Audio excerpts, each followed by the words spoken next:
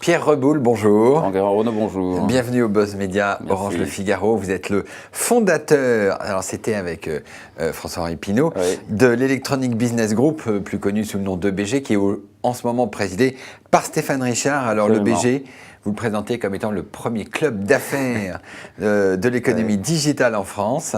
Alors donc c'est effectivement du networking, des publications, des réflexions, et puis vous organisez tous les ans une espèce de grand forum. Là c'est le 14 et le 15 novembre à la Grande Halle de la Villette, sur les thèmes d'un côté mobile et de l'autre social and big data.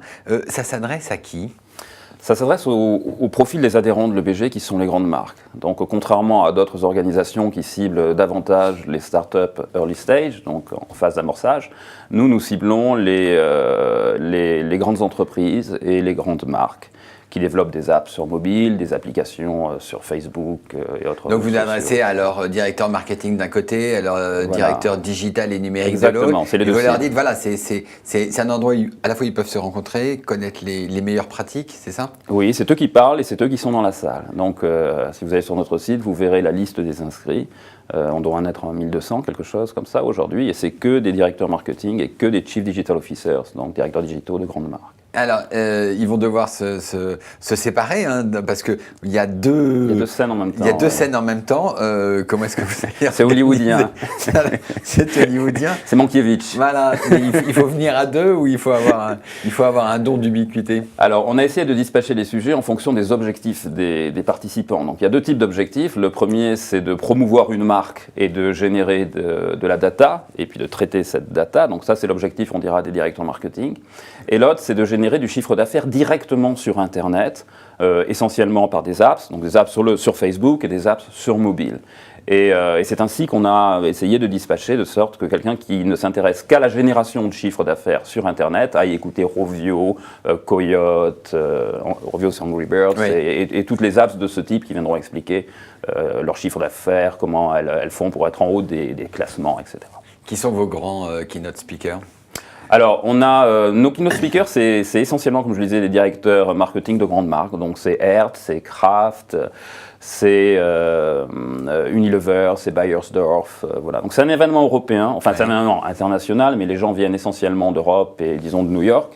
Et donc, les Français sont à peu près 20% des speakers, pas plus. Le reste, c'est des Allemands, des Italiens. On a Finmeccanica, on a Pfizer aussi, on a du B2B, on a de tout.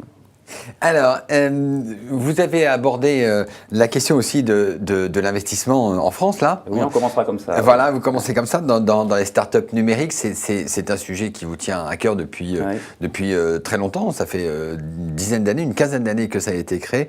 Il y a eu le mouvement des pigeons qui s'est sabordé lundi dernier. Est-ce que vous allez reprendre le flambeau ? Alors, on annoncera quelque chose ce jour-là. Moi, je regrette que, comme tous les gens que je connais dans ce secteur, que les pigeons se soient sabordés, parce que c'est des gens extrêmement sincères, qui portent un vrai message, et s'ils pouvaient continuer et rouvrir leur page Facebook, ce serait très bien, j'en suis fan.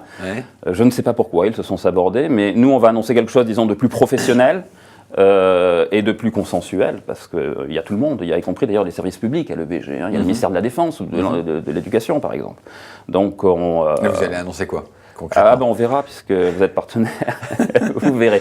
On lance les 2 journées avec les trois plus principaux investisseurs européens, qui sont donc, pour la France, c'est ID Ventures, c'est Benoît Grossman, c'est Christian Leibold de eVentures pour l'Allemagne, et puis on a aussi un des gros investisseurs, DN Capital, qui est un des gros investisseurs britanniques. Donc ils vont nous dire ce qu'ils pensent de la France. D'accord, oui, c'est ça, on va voir, parce que les pigeons se sont sabordés, je l'ai dit. Alors, la moitié disent qu'ils ont obtenu gain de cause, l'autre disent que la France, définitivement et systématiquement, c'est pas le pays dans lequel on peut investir. Là, entre les Allemands, les Français et les Anglais, on va voir quoi ?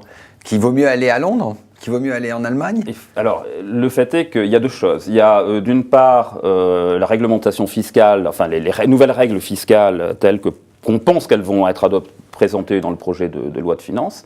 Donc là, il y a un problème pour les investisseurs, que sont les... Pour les chefs d'entreprise, ça paraît réglé. Oui. Après, c'est pour les investisseurs, pour Alors, tous les fonds. C'est réglé pour les chefs d'entreprise qui sont majoritaires ou qui ont plus de 10%. Alors après, il y a des règles, mais c'est ce qu'on appelle l'usine à gaz, puisque avec les pigeons, il y a le mot usine à gaz qui est apparu aussi.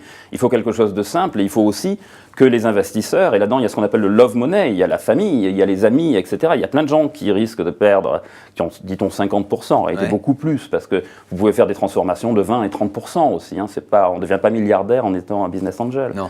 Voilà. Et donc, il y a un autre, et puis il y a un élément psychologique et de communication, qui sont les messages que le gouvernement français donne. Moi, je vis à New York, puisque le BG est aussi à New York, et les questions qu'on me pose, c'est est-ce que ça devient l'Albanie d'Enver Ojda, d'une certaine façon. Donc il faut que le gouvernement, on a ce gouvernement, donc il faut maintenant qu'il donne des messages positifs, et pas simplement pour la France, mais pour tous les gens qui vont investir, parce que sans investissement, on ne créera pas d'entreprise, on ne créera pas d'emploi. Donc voilà. le rôle de l'EBG, c'est de démontrer que la France n'est pas l'Albanie, c'est d'essayer d'être positif et d'inviter... on a invité le Premier ministre à venir prendre la parole donc, avec les investisseurs. J'espère qu'il viendra. J'étais avec ses services il y a encore 1 heure au téléphone. On verra. Mais il faut qu'il vienne et qu'il passe un message maintenant positif. Il faudrait qu'on mette un trait là-dessus, que les pigeons restent, parce qu'ils sont vigilants, ils existent, et ils sont utiles, et qu'en même temps, maintenant, on passe vers quelque chose de positif.